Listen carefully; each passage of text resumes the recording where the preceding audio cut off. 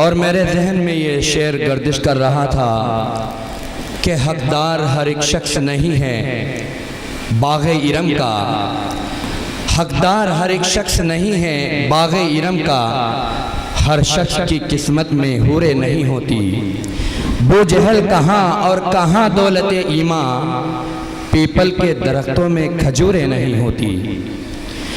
حضرات و سامعین، اب ہمارا یہ پروگرام خطابت کی وادیوں کی طرف رواں دواں ہے، اور اب ہم ایسے مقرر اور ایسے خطیب کی طرف بڑھتے ہیں جن کی شخصیت کسی بھی تعارف کی محتاج نہیں ہے۔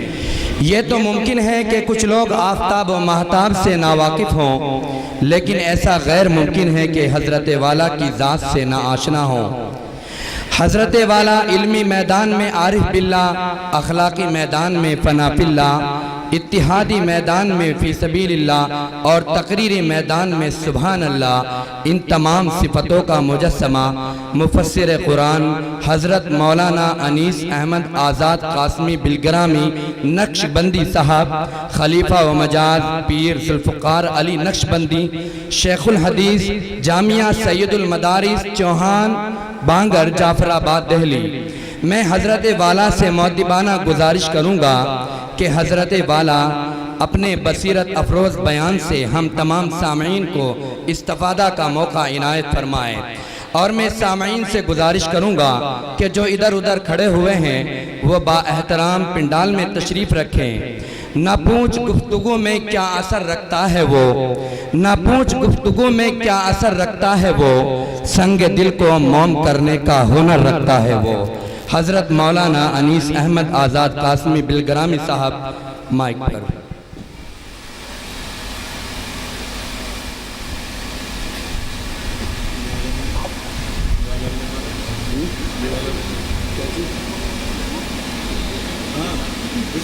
یہ والا بھی لگا دے گا۔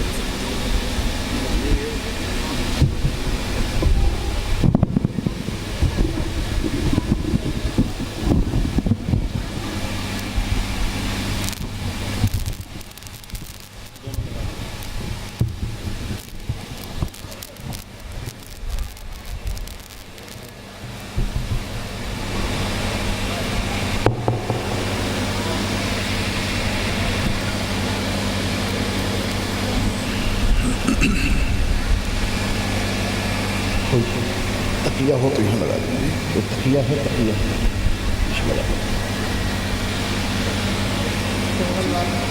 ہاں سنگل چل جائے گا، تقیہ لے دو، تقیہ نرم سے دو۔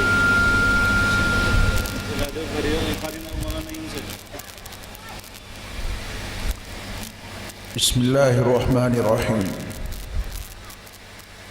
الحمد لله الذي أنزل على عبده الكتاب ولم يجعل له عوجا، وتبارك الذي جعل في السماء بروجا وجعل فيها سراجا وقمرا منيرا، وأشهد أن لا إله إلا الله وحده لا شريك له، له الملك وله الحمد وأكبره تكبيرا، وأشهد أن سيدنا ومولانا محمدا عبده ورسوله الذي أرسل إلى الناس كافة بشيرا ونذيرا، وصلى الله تعالى عليه وعلى آله وأصحابه وأزواجه وذرياته وبارك وسلم تسليما كثيرا كثيرا، أما بعد، فقد قال الله عز وجل في كتابه: أعوذ بالله من الشيطان الرجيم، بسم الله الرحمن الرحيم، يا أيها الذين آمنوا اتقوا الله وقولوا قولا سديدا يصلح لكم أعمالكم ويغفر لكم ذنوبكم، ومن يطع الله ورسوله فقد فاز فوزا عظيما۔ حضرات علماء کرام، مشائخ عظام، میرے دینی اور اسلامی بھائیوں، بزرگوں، پیارے بچوں اور پردہ نشین خواتین ملت، اس وقت مجھے آپ کی خدمت میں بڑے اختصار کے ساتھ چند باتیں عرض کرنی ہیں۔ آپ دعا فرمائیں کہ اللہ تعالیٰ مجھے حق بات کہنے کی توفیق عطا فرمائے۔ میں آپ کے لیے بھی دعا کرتا ہوں کہ اللہ رب العزت آپ کو صحیح اور حق سننے کی توفیق بخشے، اور اللہ تعالیٰ ہم سب کو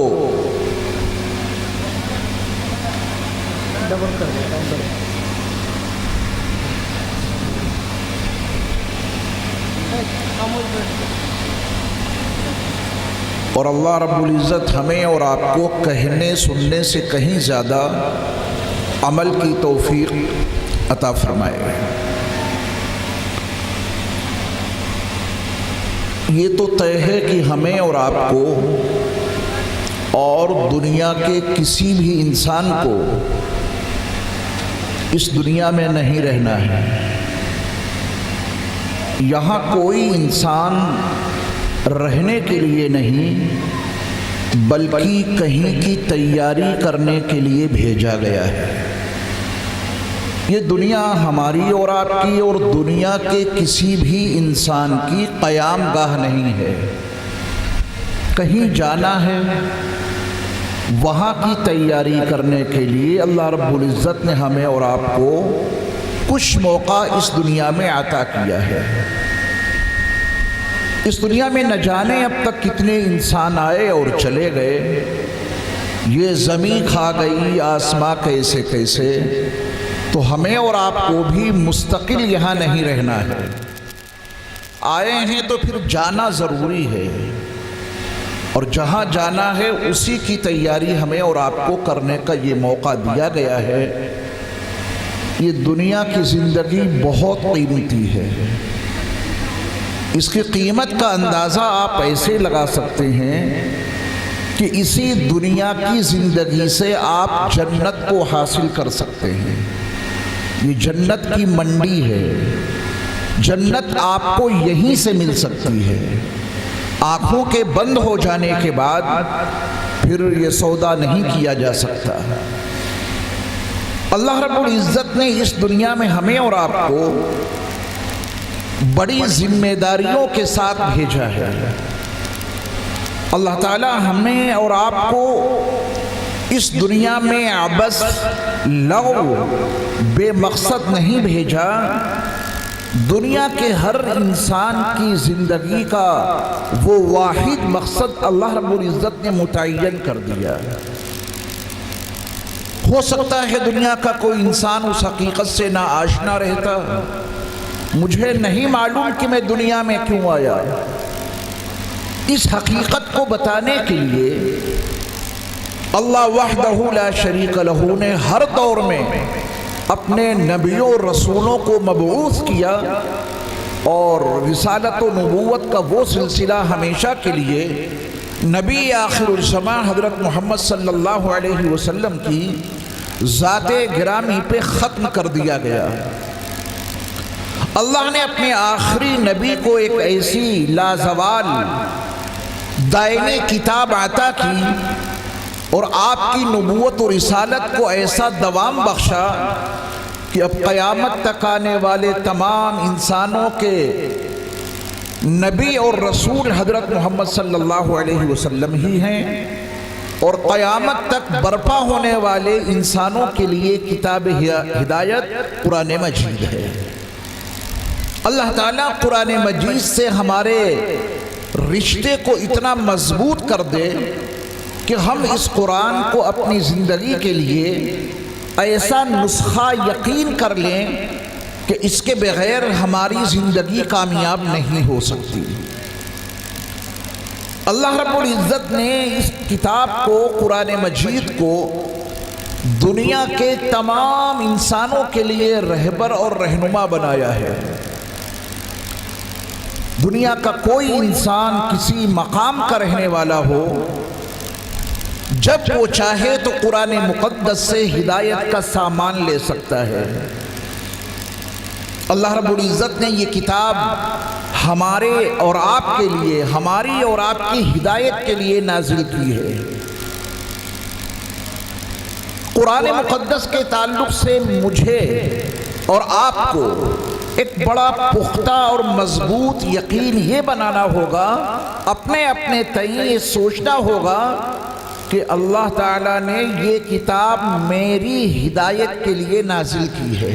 یہ میں اپنا یقین بنا لوں، آپ اپنا یقین بنائیے کہ اللہ تعالیٰ نے یہ کتاب یعنی قرآن مجید میری ہدایت کے لیے نازل کی ہے۔ قرآن مجید کی ضرورت کو سمجھیے، قرآن مجید کی عظمت کو اپنے دل کی گہرائیوں میں اتاریے، قرآن مجید کو پڑھنے کے ساتھ اس کو سمجھنے اور عملی طور پہ اس کو اپنی زندگیوں میں برپا کرنے کی کوشش کیجیے۔ اللہ کا بڑا احسان ہے، ان کا کرم ہے کہ ہم نے اور آپ نے لا الہ الا اللہ محمد الرسول اللہ صلی اللہ علیہ وسلم پڑھا ہے۔ اس کلمے کو پڑھنے کے بعد ہمارا اور آپ کا نام قرآن کی فہرست میں کس عنوان سے درج ہے اس کا جاننا بہت ضروری ہے۔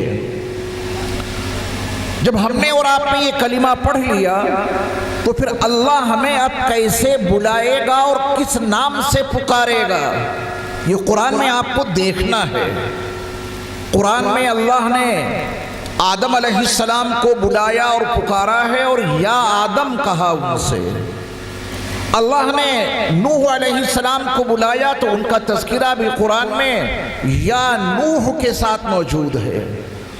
ابراہیم علیہ السلام ہو، موسیٰ علیہ السلام ہو، عیسیٰ علیہ السلام ہو، ان کو اللہ نے پکارا، انہیں آواز دی، قرآن میں ان کے ناموں کے ساتھ میں یا لگا ہوا ہے۔ اے آدم، اے نوح، اے ابراہیم، اے موسیٰ، اے عیسیٰ۔ اللہ نے دنیا کے تمام انسانوں کو بھی بلایا اور پکارا ہے، تمام انسانوں کو، ان کا تعلق کسی بھی مذہب سے ہو، ان کا تعلق کسی بھی دھرم سے ہو، اللہ نے انہیں آواز دی ہے، لیکن پکارنے کا انداز عمومی ہے، یا ایھا الناس۔ اس کا ترجمہ اے لوگو، یہ دنیا کے تمام انسان اس میں مخاطب ہو گئے۔ اللہ نے قرآن میں اہل کتاب کو بھی آواز دی اور اس کا تذکرہ موجود ہے۔ یا اہل الکتاب، یا ایھا الذین اوتوا الکتاب، اے وہ لوگوں جن کو کتاب عطا کی گئی۔ اللہ نے قرآن میں کافروں کو بھی آواز دی ہے۔ یا ایھا الذین کفروا لا تعتذروا اليوم قل یا ایھا الکافرون۔ اللہ نے سب کو آوازیں دیں، اللہ نے سب کو بلایا اور پکارا اور اس کا عنوان قرآن میں مذکور ہے۔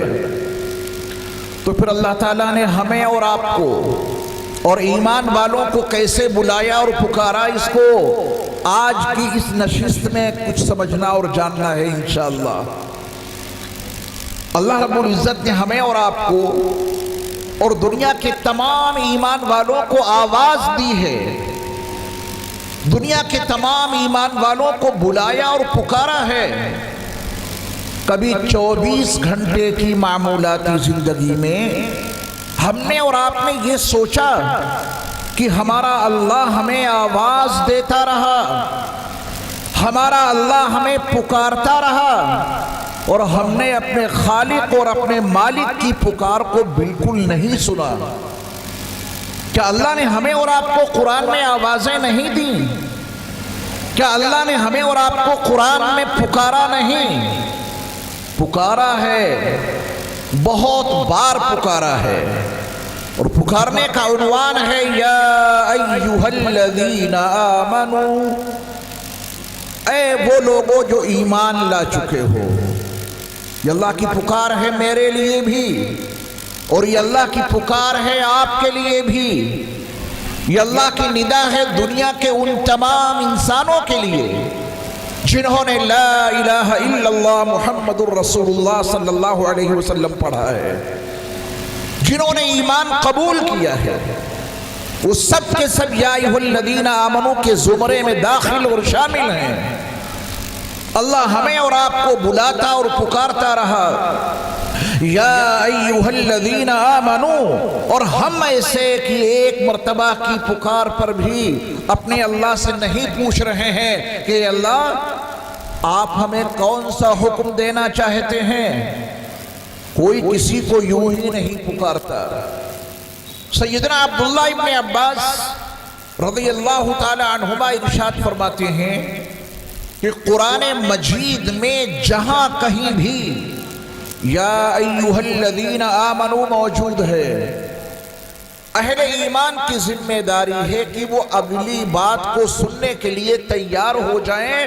ان کا اللہ انہیں کوئی خاص ذمہ داری دینا چاہتا ہے، ان کا اللہ انہیں کوئی خاص کام بتانا چاہتا ہے. جبھی تو اس نے آواز دی ہے یا ایھا الذین آمنوا، اے وہ لوگوں جو ایمان لائے ہو. سنیں گے اپنے اللہ کی پکار، سنیں گے اپنے اللہ کی ندا. جہاں کہیں بھی قرآن میں یا ایھا الذین آمنوا آپ کو سننے کو مل جائے، یا قرآن کی تلاوت کے دوران آپ کے سامنے وہ آیت آ جائے جس میں یا ایھا الذین آمنوا موجود ہے، تو بس یقین بنا لینا کسی اور کو نہیں، میرے رب نے مجھے پکارا ہے، کسی اور کو نہیں، میرے اللہ نے مجھے آواز دی ہے. بنائیں گے ایسا ایمان انشاءاللہ. اگر یہ یقین بن گیا کہ قرآن میں جہاں کہیں بھی یا ایھا الذین آمنوا موجود ہے، اس میں اللہ نے مجھے آواز دی ہے، اس میں مجھے اللہ نے پکارا ہے، میرا اللہ مجھے کوئی کام بتانا چاہتا ہے، جبھی اس نے ہمیں بلایا اور پکارا ہے تو اگلی بات کو پوری توجہ سے سننا ہے انشاءاللہ. قرآن مجید میں 90 مرتبہ یا ایھا الذین آمنوا آیا ہے. میں ذمہ داری کا احساس دلانے کے لیے پہلا اور آخری یا ایھا الذین آمنوا آپ کے سامنے ذکر کروں گا، تاکہ کم از کم قرآن کے حوالے سے جو اس مدرسے کا اجلاس منعقد ہوا ہے، ایک مدرسے کا پیغام لے کے آپ یہاں سے جائیں، قرآن کا کوئی تھوڑا سا سبق آپ یاد کر کے جائیں.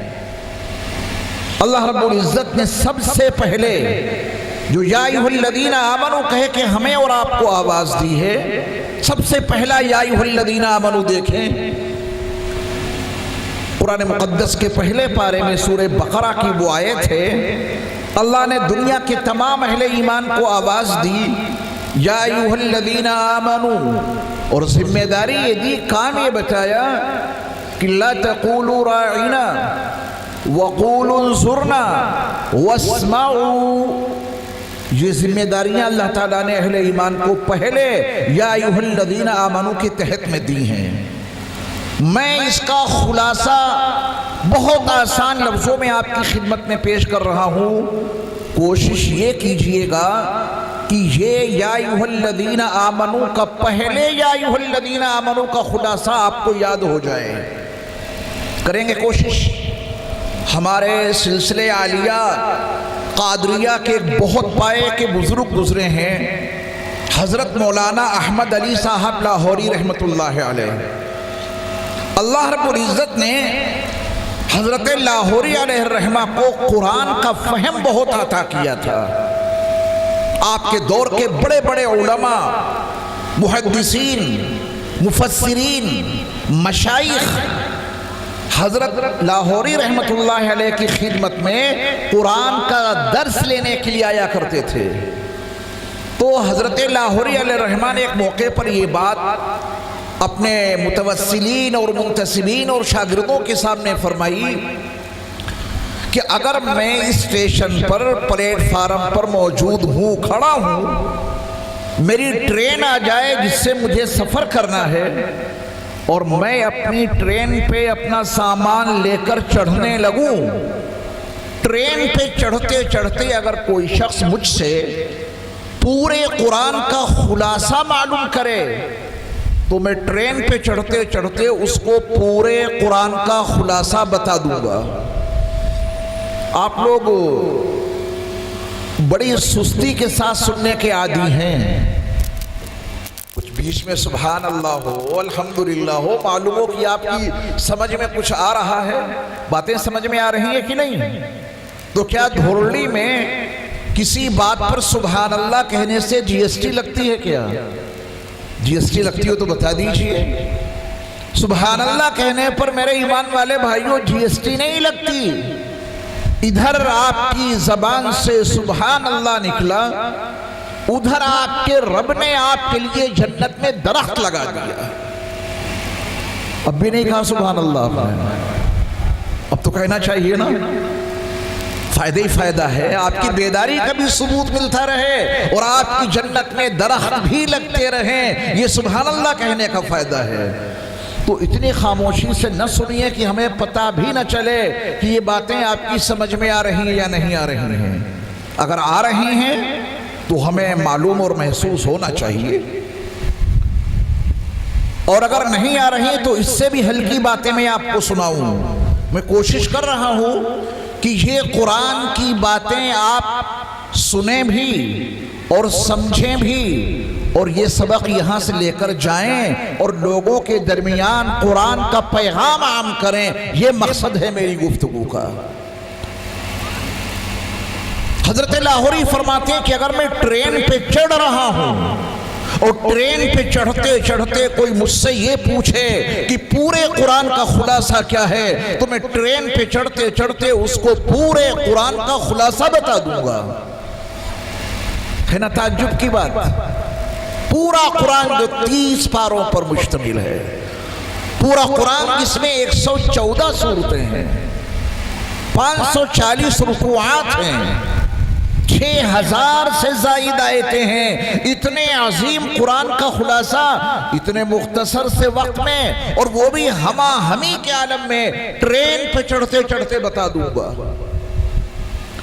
حضرت لاہوری علیہ الرحمہ کے شاگردوں نے اور آپ کے متوسلین نے اور آپ کے منتسبین نے پوچھا کہ حضرت اتنے مختصر سے وقت میں آپ پورے قرآن کا خلاصہ کن الفاظ میں بتائیں گے، ہمیں بھی سنا دیجئے۔ حضرت لاہوری نے قرآن کا خلاصہ جن الفاظ میں ان کو سنایا تھا، انہی الفاظ میں میں آپ کو حضرت کے حوالے سے پورے قرآن کا خلاصہ سنا کر آپ کو یاد کرانا چاہتا ہوں۔ یاد کریں گے؟ اور یہ آپ کی مذہبی ذمہ داری ہے۔ اگر دھوڑی کے کوئی آپ کے غیر مسلم بھائی آپ سے یہ پوچھیں کہ وہ آپ کی مذہبی اور دھارمک کتاب جسے آپ قرآن کہتے ہیں اس میں کیا لکھا ہے ذرا ہمیں بھی بتا دو، تو دھوڑی والوں اپنے اس غیر مسلم بھائی کو، اپنے اس غیر مسلم دوست کو کیا قرآن کے حوالے سے کوئی بات بتانے کی پوزیشن میں ہیں آپ؟ اور ہونا پڑے گا، چونکہ آپ حامل قرآن ہیں، آپ صاحب ایمان ہیں، آپ کا مذہبی فریضہ ہے کہ آپ غیر مسلم بھائیوں کو بتائیں کہ قرآن ہے کیا اور قرآن کا خلاصہ کیا ہے۔ تو آج میں آپ کو قرآن کا پورے قرآن کا خلاصہ یاد کرا دوں گا، اور اس کو یاد کر کے اپنے اپنے دوستوں تک پہنچاؤ کہ ہمارے اللہ نے جو کتاب ہدایت ہمارے لیے نازل کی، ہمارے اللہ نے جو کتاب ہدایت آپ کے لیے نازل کی، اس کا خلاصہ یہ ہے۔ تشریح اور تفصیل تو بعد کی بات ہے، پہلے اس کا خلاصہ یاد ہونا چاہیے۔ حضرت لاہوری علیہ الرحمہ نے اپنے متعلقین اور اپنے منتسبین کے اس مطالبے پہ فرمایا کہ میں قرآن کے خلاصے میں یہ کہوں گا، میں ایک سانس میں پہلے بتاؤں گا پھر آہستہ آہستہ۔ حضرت نے فرمایا، اچھا آپ حضرات سے گزارش ہے کہ دراصل یہ چلنے پھرنے کا جو ماحول ہے اسے بند کیجئے تھوڑی دیر کے لیے، میں زیادہ دیر تک تو بولوں گا نہیں، ہاں آرام سے بیٹھ جائیں۔ یہ درس قرآن ہے، قرآن کا درس ہو رہا ہے تو پوری توجہ سے آپ کو سننا ہوگا۔ جزاکم اللہ۔ درود پاک پڑھنے ایک مرتبہ۔ اللہم صلی علی سیدنا و مولانا محمد وعلی آل سیدنا و مولانا محمد مبارک وسلم۔ حضرت لاہوری نے فرمایا کہ میں قرآن کا پورے قرآن کا خلاصہ ان الفاظ میں بیان کر دوں گا، اللہ کو عبادت سے، رسول کو اطاعت سے، مخلوق کو خدمت سے راضی کر لو۔ یاد ہو گیا؟ یہ ہے پورے قرآن کا خلاصہ۔ اللہ کو عبادت سے، رسول کو اطاعت سے، مخلوق کو خدمت سے راضی کر لو۔ اتنی بات تو ٹرین پہ چڑھتے چڑھتے کہی جا سکتی ہے نا۔ میں نے بھی ایک سانس میں پہلے آپ کو اسی وجہ سے سنایا تاکہ آپ کو یقین ہو جائے کہ یہ پورے قرآن کا خلاصہ واقعتاً حضرت لاہوری رحمت اللہ علیہ ٹرین پہ چڑھتے چڑھتے سنا سکتے تھے۔ پورے قرآن کا خلاصہ کیا ہے؟ اللہ کو عبادت سے، رسول کو اطاعت سے، مخلوق کو خدمت سے راضی کر لو۔ یاد ہو گیا آپ کو؟ اللہ کو راضی کرنا بہت ضروری ہے، وہ عبادت سے راضی ہوں گے۔ رسول کو راضی کرنا بہت ضروری ہے، وہ اطاعت سے راضی ہوں گے۔ اور مخلوق کو بھی راضی کرنا بہت ضروری ہے، اور یہ مخلوق خدمت سے راضی ہوگی۔ اب اگر اس کی تفصیل بیان کروں میں تو بہت ٹائم لگے گا، زندگیاں گزر جائیں گی۔ اللہ رب العزت نے ہمیں اور آپ کو اپنی عبادت کے لیے پیدا کیا ہے نا۔ وَمَا خَلَقْتُ الْجِنَّ وَالْإِنسَ إِلَّا لِيَعْبُدُونَ، میں نے انسانوں کو اور جنات کو محض اپنی عبادت کے لیے پیدا کیا ہے۔ اللہ رب العزت نے جس مقصد کے لیے ہمیں اور آپ کو پیدا کیا ہے، وہ مقصد ہم اور آپ جب تک پورا نہیں کریں گے اس وقت تک ہم اپنی زندگی کو کامیاب نہیں بنا سکتے۔ اللہ رب العزت نے اپنی عبادت کے لیے ہمیں اور آپ کو پیدا کیا ہے۔ اگر ہم یہ زندگی یوں ہی ضائع کرتے رہے، بچپن کو کھیل کود میں گزارا، جوانی کو مدہوشی میں ضائع کیا، بڑھاپے میں کچھ کر نہ سکے اور دنیا سے یوں ہی چلے گئے، تو میں نے عرض کیا کہ یہ دنیا ہماری اور آپ کی قیام گاہ نہیں ہے۔ بیٹا ذرا بیٹھ جاؤ، ایک سائیڈ میں بیٹھ جاؤ۔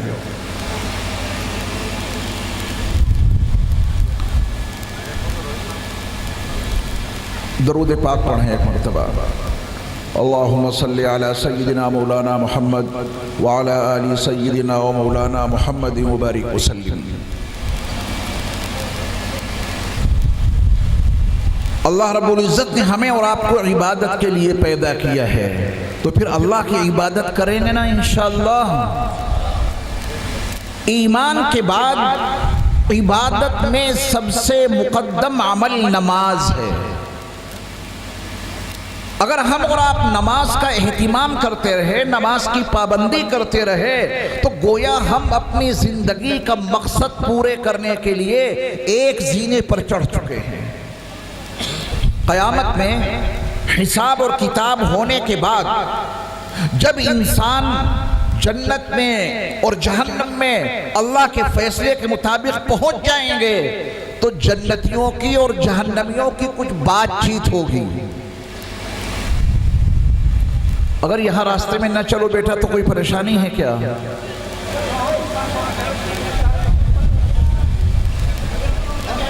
اصل میں مجھ سے بیان نہیں ہوتا ہے اس ماحول میں، جب چلتے پھرتے رو رہتے ہیں نا تو پھر بات بنتی نہیں ہے۔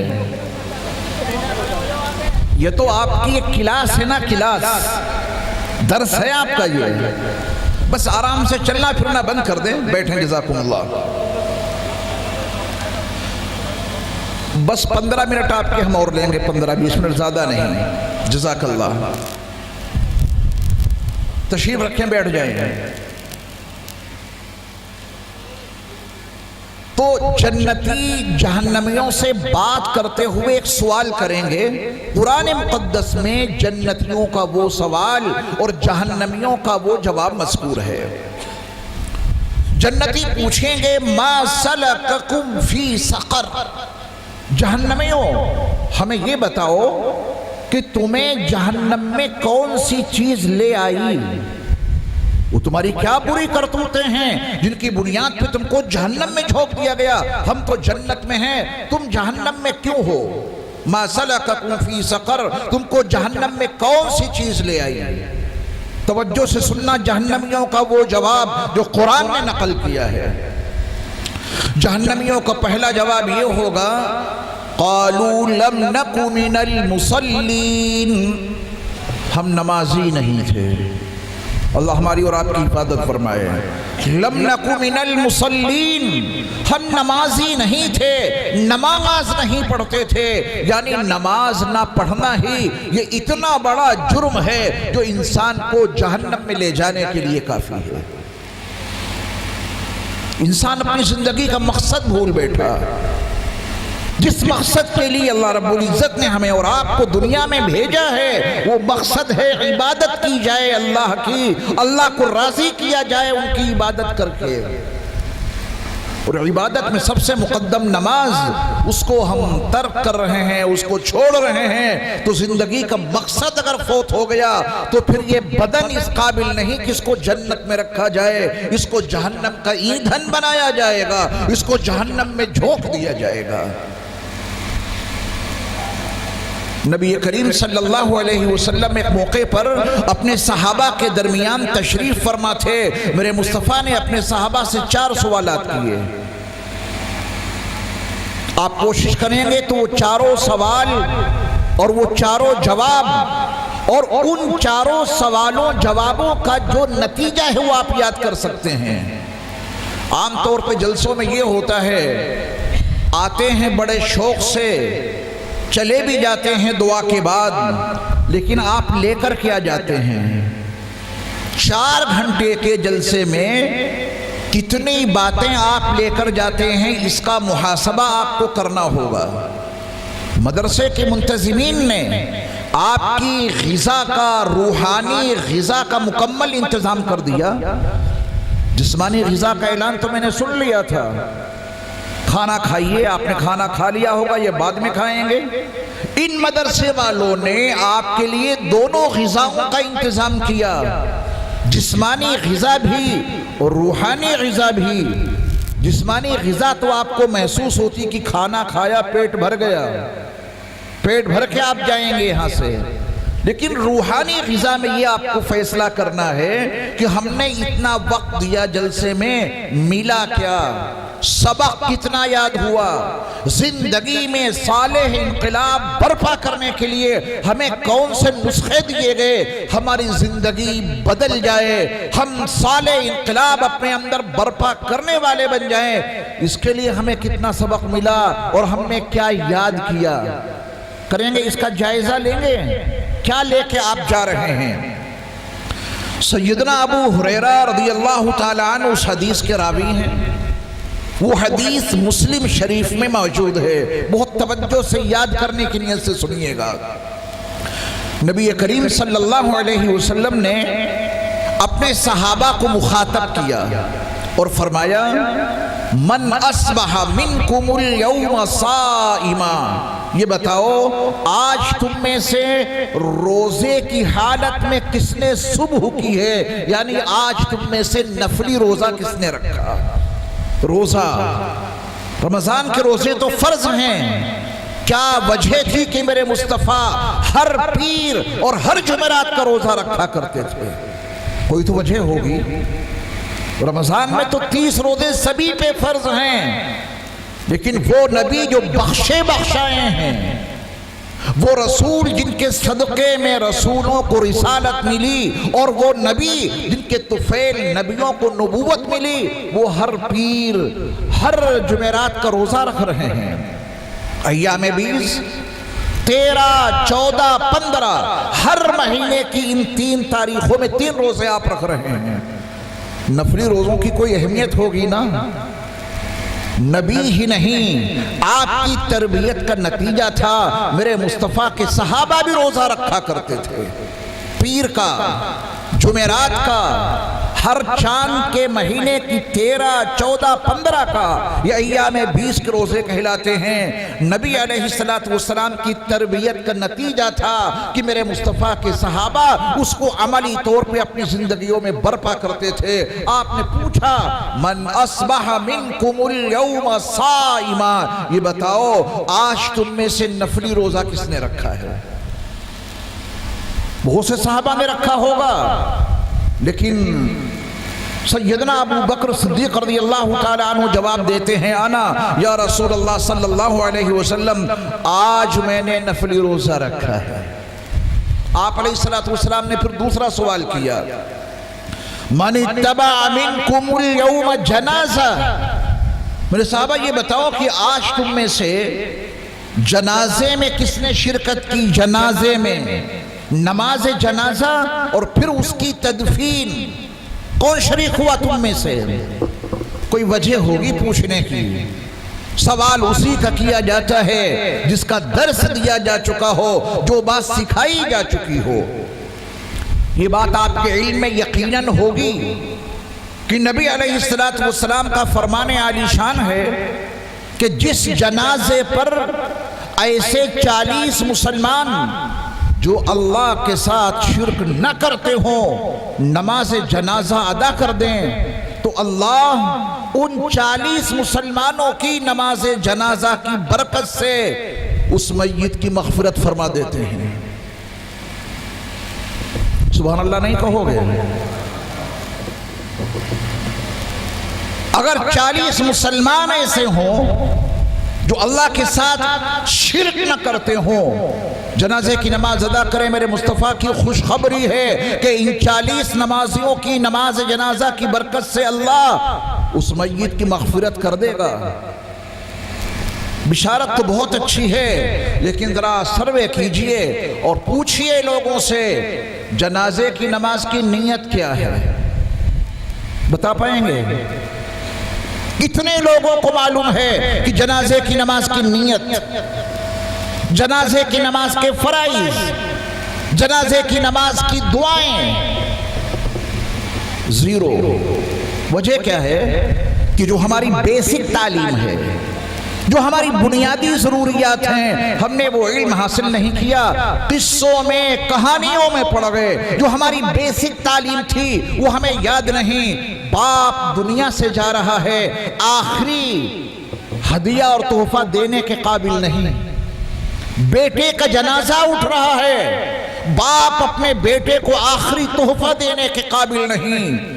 بھائی کا جنازہ اٹھنے والا ہے اور بھائی کو آخری تحفہ دینے کا طریقہ اور سلیقہ نہیں معلوم. میرے مصطفیٰ تو بتا گئے کہ یہ وہ تحفہ ہے، اس سے اس میت کی مغفرت ہو جائے گی. اسلام میں کوانٹیٹی کی کوئی زیادہ اہمیت نہیں ہے، کوالٹی کی اہمیت ہے. کبھی یہ مت کہنا کہ اس جنازے میں مجمع بہت زیادہ تھا، دیکھنا یہ ہے کہ اس مجمع میں جنازے کی نماز پڑھنے والے کتنے تھے.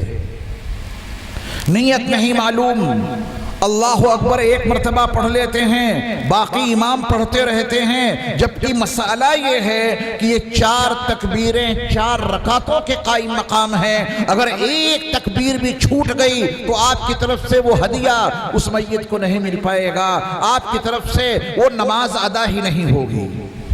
کریں گے کوشش؟ ہاں، ایسی بیسک تعلیم حاصل کیجئے. آپ کا کام کوئی زیادہ قصوں کہانیوں میں پڑھنے کا نہیں ہے، جو بنیادی تعلیم ہے اس کو حاصل کیجئے. یہ مدرسے کھلے اسی لیے ہیں تاکہ مسلمانوں کی 24 گھنٹے کی جو معمولاتی زندگی ہے اس میں جو مسائل درپیش ہیں وہ آپ سیکھیں. نبی علیہ السلام نے نماز جنازہ پڑھنے والوں کو بھی خوشخبری سنائی. آپ کی جنازے کی نماز سے میت کی مغفرت ہوگی. آپ کو کیا ملے گا؟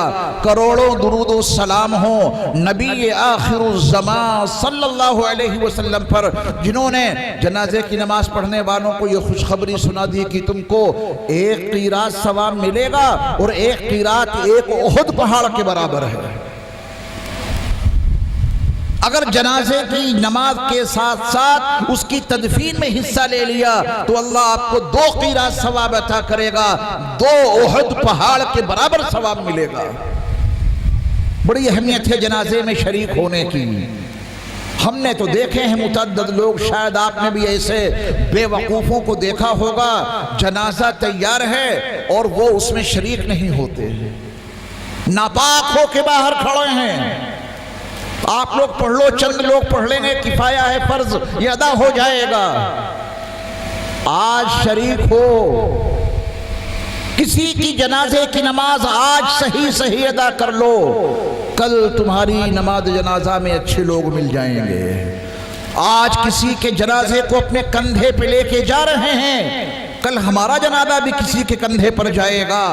اس ماحول کو بیدار کیجئے کہ آخری گفٹ ہے, آخری تحفہ ہے. یہ اس راہ کا مسافر ہے کہ اس راہ کا مسافر گیا تو چلا ہی گیا, واپس نہیں آیا.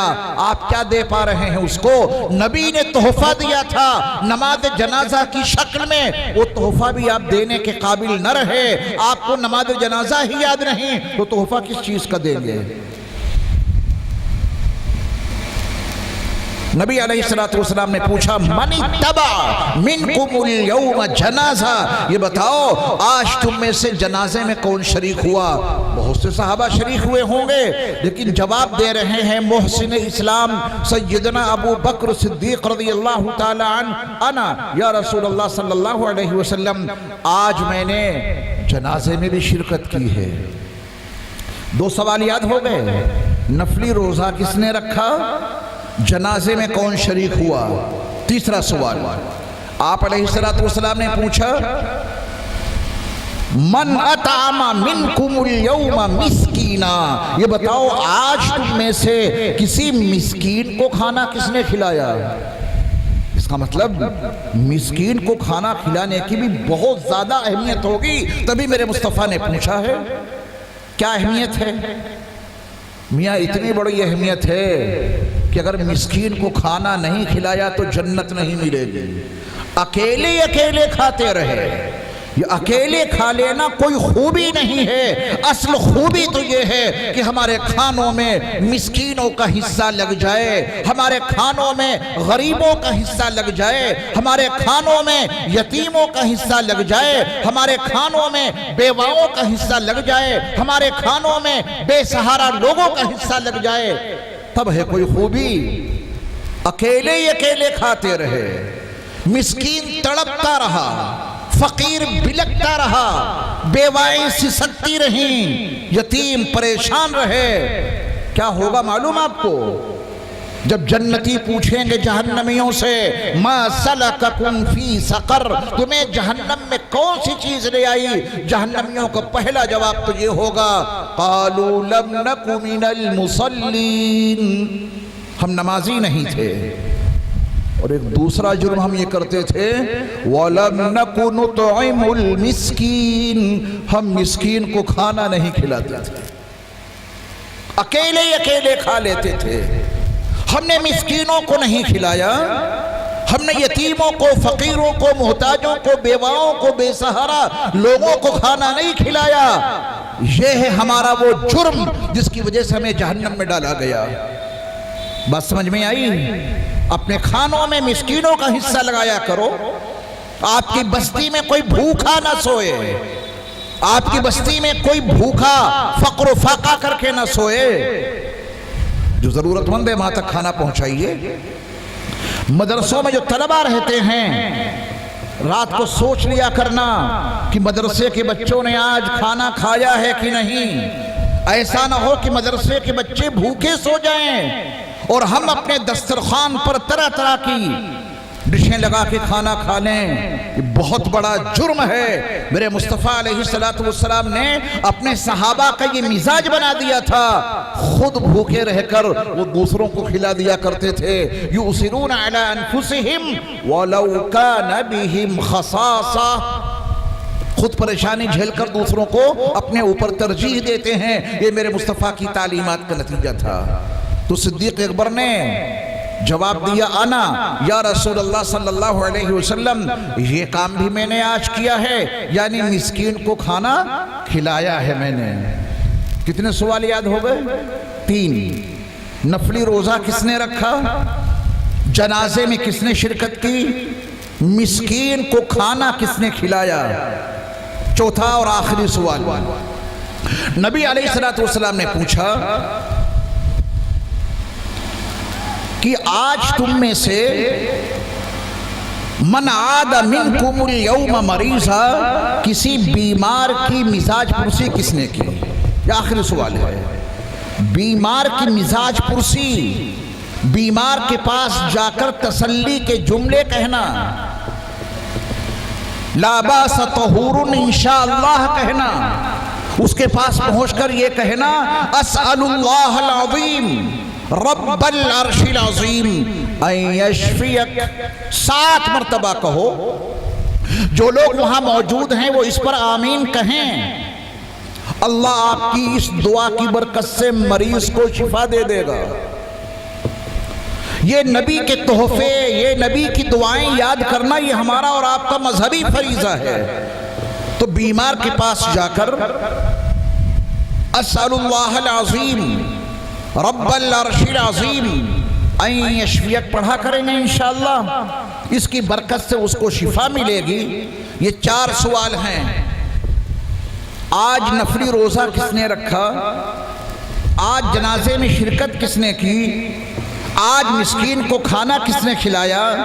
اور آج بیمار کی مزاج پرسی کس نے کی؟ اس چوتھے سوال کا جواب بھی سیدنا ابو بکر صدیق رضی اللہ تعالیٰ عنہ نے دیا تھا، انا یا رسول اللہ صلی اللہ علیہ وسلم، یہ کام بھی میں نے آج کیا ہے۔ جو شخص بیمار کی مزاج پرسی کرنے کے لیے جاتا ہے، اس کا اٹھنے والا ہر قدم اس کو جنت کی طرف لے جاتا ہے۔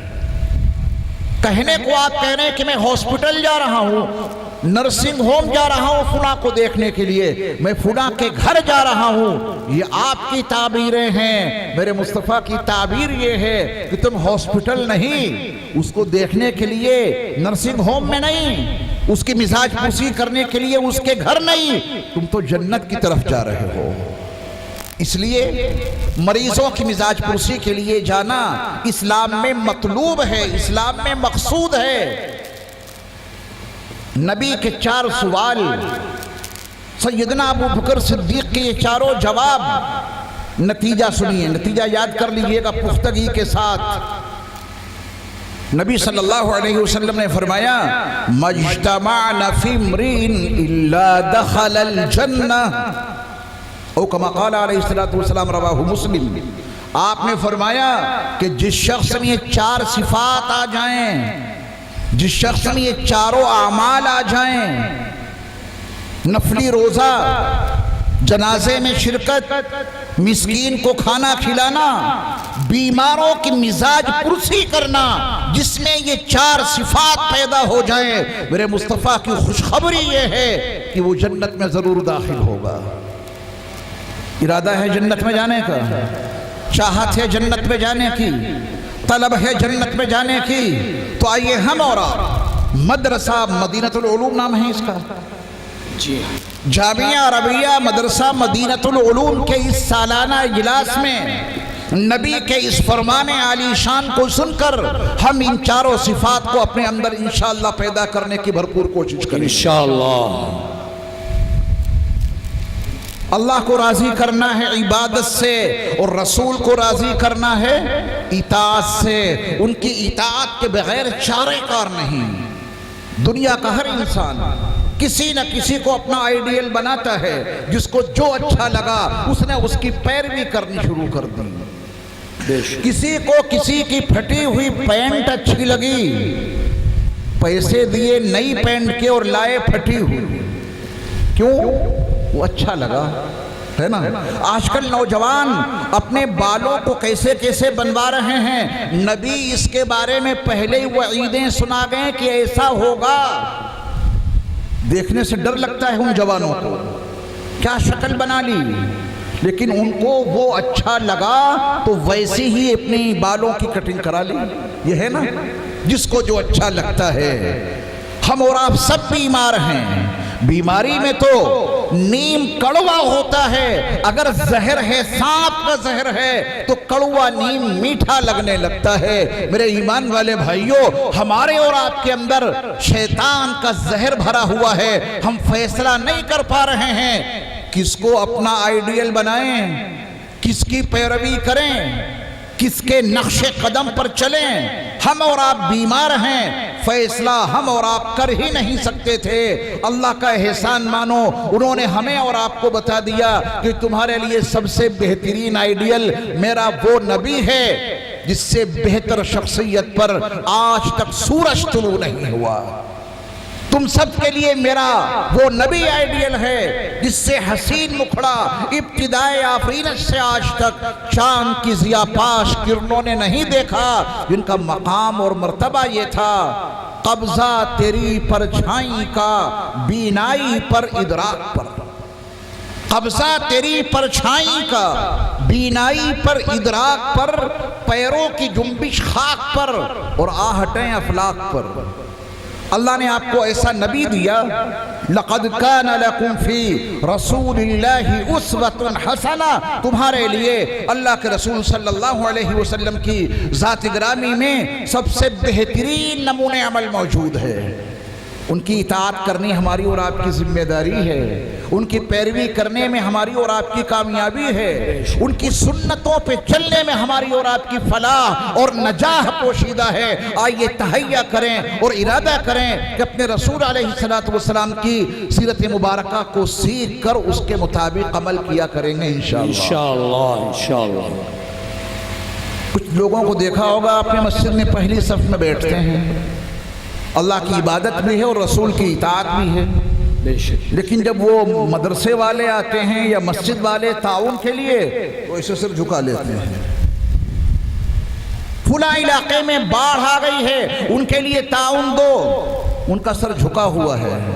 عبادت ہے اللہ کی اور اطاعت بھی ہے رسول کی، لیکن مخلوق کی خدمت نہیں ہے۔ کیا مخلوق کی خدمت کیے بغیر قرآن کا مقصد پورا کیا جا سکتا ہے؟ نہیں۔ قرآن کے خلاصے میں تیسرا جملہ یہ ہے، اللہ کو عبادت سے، رسول کو اطاعت سے، مخلوق کو خدمت سے راضی کرو۔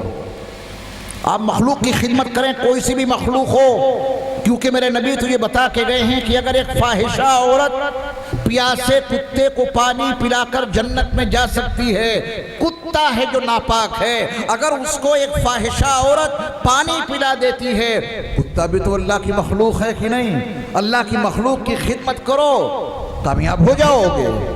تو جن احادیث میں ایسے مضامین موجود ہوں، اس کے ماننے والوں کے سامنے اگر انسان بلک رہا ہے، اس سسک رہا ہے اور وہ اس کی خدمت کے لیے تیار نہیں، گویا اس نے قرآن کا مقصد پورا نہیں کیا، وہ قرآن کو نہیں سمجھا۔ یہ ہے پورے قرآن کا خلاصہ۔ یاد ہو گیا ہے؟ جی ابھی تک تو میں سنا رہا تھا، ذرا آپ سنا دیجئے بلند آواز سے، ایک مرتبہ پھر میں آپ کو بتاتا ہوں، اور یاد اس لیے کرا رہا ہوں کہ یہ صرف آپ کے لیے نہیں ہے، دھوڑلی کے ایک ایک باشندے کو، آس پاس کے جو ہمارے ساتھی آئے ہیں ان سب کو یہ سبق جب یاد ہو جائے تو ایک ایک باشندے کو، اپنے ایک ایک دوست کو یہ سبق یاد کرائیے کہ بھئی زیادہ نہیں، کم سے کم قرآن کا خلاصہ آسان لفظوں میں تو یاد ہونا چاہیے نا۔ اللہ کو عبادت سے، رسول کو اطاعت سے، مخلوق کو خدمت سے راضی کرو، یہ ہے قرآن کا خلاصہ۔ سنا سکتے ہیں نا؟ سنائیے، آواز اتنی ہے آپ لوگوں کے پاس، ذرا بلند آواز سے سناؤ۔ مخلوق کو خدمت سے راضی کر لو۔ اگر یہ صفات ہمارے اندر پیدا ہو جائیں تو آپ یقین جانیے دنیا میں ہمارے آنے کا مقصد پورا ہو جائے گا۔ سنانے کو تو بہت کچھ ہے اور ہمیں ابھی واپس بھی جانا ہے دہلی۔ یا ایھا الذین آمنوا کے عنوان سے میں نے گفتگو کا آغاز کیا تھا۔ اب قرآن میں آپ جہاں کہیں بھی یا ایھا الذین آمنوا پڑھیں تو اگلی بات سننے کے لیے تیار ہو جائیں گے انشاءاللہ۔ اگر ہفتے میں ایک یا ایھا الذین آمنوا آپ یاد کریں، زیادہ نہیں، پورے ایک ہفتے میں ایک یا ایھا الذین آمنوا، کیونکہ وہ سیدھا آپ کو خطاب ہے، اللہ نے سیدھا ہمیں اور آپ کو آواز دی ہے نا، تو پھر اسے ہم اور آپ نہیں سنیں گے تو کون سنے گا؟ اس کو ہم اور آپ نہیں سمجھیں گے تو کون سمجھے گا؟ یہاں سے آپ کو اپنے قرآن کے سیکھنے اور سمجھنے کا آغاز کرنا ہے۔ خلاصہ میں نے آپ کو سمجھا دیا پورے قرآن کا، اور درس ایسے لینا ہے آپ کو یا ایھا الذین آمنوا سے۔ پہلے یا ایھا الذین آمنوا کا خلاصہ ہے نبی کی شان میں کسی بھی زاویے سے کوئی گستاخی نہ ہونے پائے۔ اگر تمہاری زبان سے، تمہارے کسی کردار سے ہمارے نبی کی شان میں ذرہ برابر بھی کوئی گستاخی ہو گئی تو دردناک عذاب میں تمہیں جھونک دیا جائے گا۔ یہ پہلے یا ایھا الذین آمنوا کا خلاصہ ہے، اس کی تفسیر میں اور اس کی روایات سنانے کا موقع نہیں۔ یاد رکھیں گے پہلا یا ایھا الذین آمنو اس میں کون سا ادب دیا گیا؟ نبی کا ادب سکھایا گیا. ایک ایسا لفظ جس کے دو معنی ہیں، ایک معنی اچھے ہیں اور ایک معنی برے ہیں. اچھے معنی کی نیت سے بھی وہ لفظ ہمارے نبی کے لیے استعمال نہیں کر سکتے کیونکہ اس کے دوسرے معنی برے ہیں. یہ ہے نبی کا مقام اور یہ ہے نبی کی بارگاہ کا مرتبہ. اللہ ایمان والے بندوں کو اپنے نبی کی بارگاہ میں الفاظ کے استعمال کے سلسلے میں بہت زیادہ مؤدب بنا رہا ہے، آگاہ کر رہا ہے. ہمارے نبی کی شان میں کسی بھی زاویے سے کوئی بھی بے ادبی برداشت نہیں کی جائے گی. یہ پہلا یا ایھا الذین آمنو آخری سن لیجئے، اس کے بعد میں اجازت چاہوں گا. قرآن کا جو سب سے آخری یا ایھا الذین آمنو ہے وہ 28ویں پارے میں سورۃ التحریم کا دوسرا رکوع جہاں سے شروع ہوتا ہے اس کی پہلی آیت ہے یا ایھا الذین آمنوا توبوا الی اللہ توبۃ نصوحا. اس کے بعد پھر یا ایھا الذین آمنو نہیں ہے. 29ویں پارے میں 30ویں پارے میں یا ایھا الذین آمنو نہیں ہے. یہ قرآن کا آخری یا ایھا الذین آمنو ہے. یا ایھا الذین آمنوا توبوا الی اللہ توبۃ نصوحا. اے ایمان والو اللہ کی بارگاہ میں پکی سچی توبہ کرو. نبی کے ادب سے آغاز ہوا توبہ کی تلقین پر آخری یا ایھا الذین آمنو قرآن میں موجود ہے. اس کا مطلب یہ ہے کہ توبہ کی بہت ہی زیادہ اہمیت ہے. استغفار، اللہ سے مغفرت طلب کرنا، توبہ کا اہتمام. اللہ تعالیٰ کو توبہ کرنے والا بندہ بہت پسند ہے اور استغفار کرنے والا بندہ بہت پسند ہے. استغفار کے 3 فوائد احادیث میں موجود ہیں. عن عبد الله بن عباس رضي الله تعالى عنهما قال قال رسول الله صلى الله عليه وسلم من لزم الاستغفار جعل الله له من كل ضيق مخرجا ومن كل هم فرجا ورزقه من حيث لا يحتسب او كما قال عليه الصلاة والسلام. اللہ کے رسول صلی اللہ علیہ وسلم نے ارشاد فرمایا کہ جو شخص اپنے اوپر استغفار کو لازم کر لے، اللہ سے مغفرت کی بھیک کثرت سے مانگے، اللہ اس کو 3 انعام عطا کرتے ہیں. جو کثرت سے استغفار پڑھے، استغفر اللہ ربی من کل ذنب واتوب الیہ، یا کم از کم استغفر اللہ. اتنا تو پڑھ سکتے ہیں آرام سے، کثرت سے پڑھا کیجئے استغفر اللہ. اس کی برکت سے اللہ آپ کو 3 نعمتیں عطا کرے گا، 3 انعام دے گا. پہلا انعام یہ ہے اگر تنگی میں پھنس گئے تو اللہ استغفار کی برکت سے اس تنگی سے نکلنے کے لیے کوئی نہ کوئی راستہ ضرور پیدا کر دے گا. بے شک بے شک. یہ پہلا انعام ہے. دوسرا انعام یہ ہے وَمِن كُلِّ هَمٍّ فَرَجًا. ہر ذہنی الجھن سے اللہ آپ کو کشادگی عطا کر دے گا، ذہنی الجھنیں ختم ہو جائیں گی. وَمِن كُلِّ هَمٍّ فَرَجًا. جو غم ہیں اللہ دور کر دیں گے استغفار کی برکت سے. انسان اپنے غم کو بھلانے کے لیے شراب پیتا ہے، انسان اپنے غم کو بھلانے کے لیے نشے کی گولیاں کھاتا ہے، انسان اپنے غم کو بھلانے کے لیے نشے کے انجیکشن لگواتا ہے. کیا یہ غم کا علاج ہے؟ نہیں. نشہ، اس کی گولیاں، اس کے انجیکشن انسان کو بے ہوش تو کر سکتے ہیں، غم دور نہیں کر سکتے. جیسے ہوش آئے گا غم کے بادل دل اور دماغ پر منڈلا رہے ہوں گے. کروڑوں درود و سلام ہوں نبی آخر الزمان صلی اللہ علیہ وسلم پر کہ جنہوں نے انسان کے غموں کے دور کرنے کا علاج عطا کر دیا. اگر وَمِن كُلِّ هَمٍّ فَرَجًا کا میں بہت آسان زبان میں ترجمہ کروں تو وہ ترجمہ یہ ہوگا اللہ آپ کو ہر ٹینشن سے محفوظ رکھے گا. اب تو سمجھ گئے وَمِن كُلِّ هَمٍّ فَرَجًا، ہر غم سے کشادگی عطا کرے گا، ساری ٹینشنیں اللہ آپ کی دور کر دے گا استغفار کی برکت سے. ٹینشن نہیں ہوگی تو شوگر، ٹینشن نہیں ہوگی تو بہت ساری بیماریوں سے حفاظت رہے گی نا. وَمِن كُلِّ هَمٍّ فَرَجًا. اللہ تعالیٰ ہر غم سے کشادگی عطا کر دیں گے اگر ہم کثرت کے ساتھ میں استغفار کرتے رہے. اور تیسرا اور آخری فائدہ میرے مصطفیٰ نے یہ بتایا کہ وَرَزَقَهُ مِنْ حَيْثُ لَا يَحْتَسِبْ.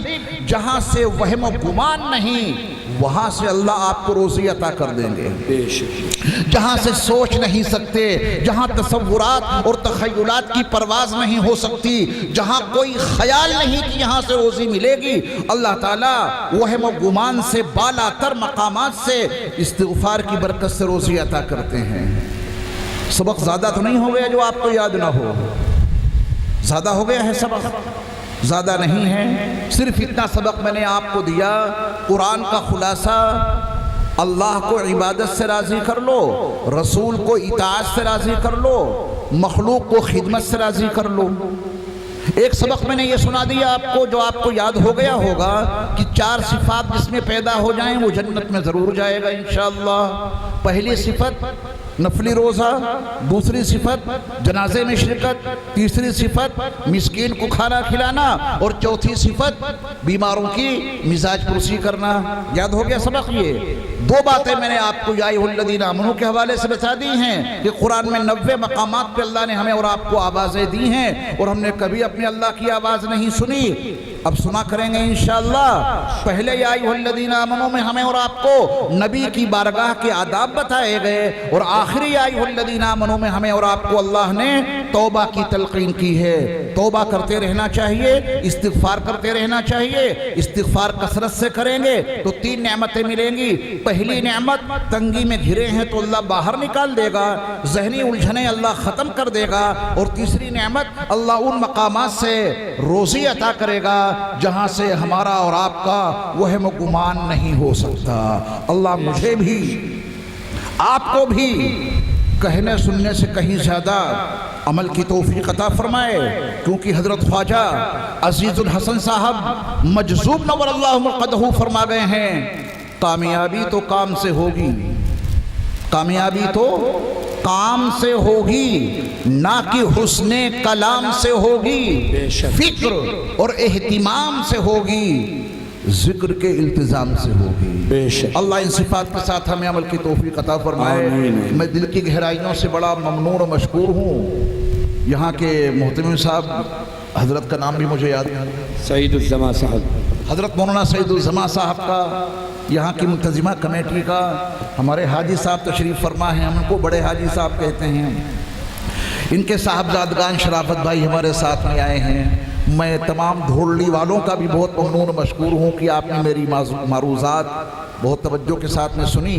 حضرت مولانا سعید الزما صاحب کو اللہ تعالیٰ دونوں جہان کی سعادت عطا فرمائے۔ آپ کی نگرانی میں یہ اتنا بڑا ادارہ چل رہا ہے، جو ان کا کام ہے وہ یہ کر رہے ہیں، آپ کا کام ہے مدرسے کا تعاون کرنا، ہے نا؟ جو ان کا کام ہے انہیں کرنے دیجئے، جو آپ کا کام ہے وہ کرتے رہیے، مل جل کر یہ گلشن سدا بہار بنا رہے گا انشاءاللہ۔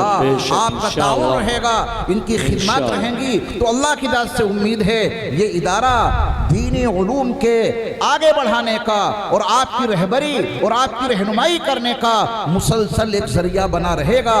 اللہ ان حضرات کی تعلیمی اور تدریسی اور انتظامی خدمات کو قبول فرمائے، اور آپ کے تعاون کو اس شان سے قبول فرما لے کہ ہر تعاون کرنے والے کو اللہ دونوں جہان کی سعادتیں عطا کر دے، اپنے نبی کی شفاعت ان کو عطا کر دے، اپنے نبی کی سفارش ان کو عطا کر دے، اپنے نبی کے نورانی ہاتھوں سے جام کوثر ان کو عطا کر دے۔ جتنے معاونین ہیں اللہ ان کی خدمات کو بے حد قبول فرمائے۔